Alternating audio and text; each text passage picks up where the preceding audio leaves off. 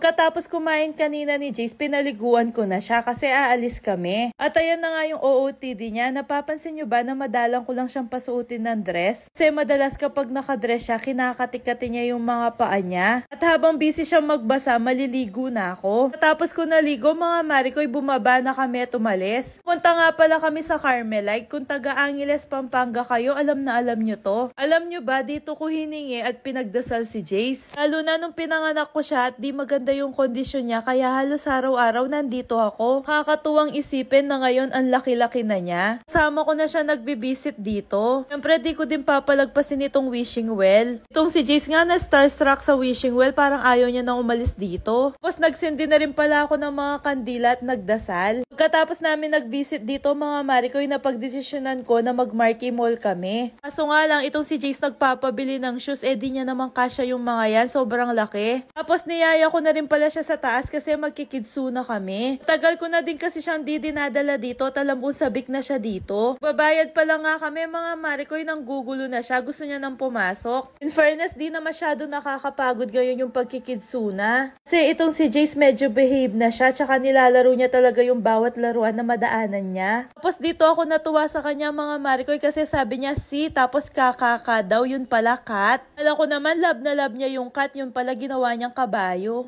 Nakakita din nga pala siya ng mga dogs dito. Tiniwanan niya yung mga dogs kasi magpapaganda daw siya dito. Tapos tumakbo siya, mga Marikoy, at nakita niya to. Sabi ko sa kanya, di siya pwede dito kasi baka biglang gumulong at masaktan siya. So mga Marikoy, akala niya yata duyan to, taya na muntik pa nga makatulog. Tapos napagdesisyonan niya na magbasa na lang siya ng libro, kaso wala na daw masyadong libro. Kaya naging tendera na lang siya ng takoyaki. Nibigay niya pa nga sa akin yung mga hugasin, ako na daw bahala. Tapos nag-drive siya at naglakad at tinakbo ko na siya palabas. Kalabas nga namin, mga Marikoy, galit na galit siya. Pumunta na rin kami dito at kumain. Kakita niya sa pagkain at saka sa iced tea na wala na yung galit niya. Yan yung batang galit pero sobrang cute. At habang busy siya sa pag-inom ng iced tea, magbantay muna kayo kasi kakain ako. Uy, saglit lang ha, bantayan nyo lang saglit yung anak ko.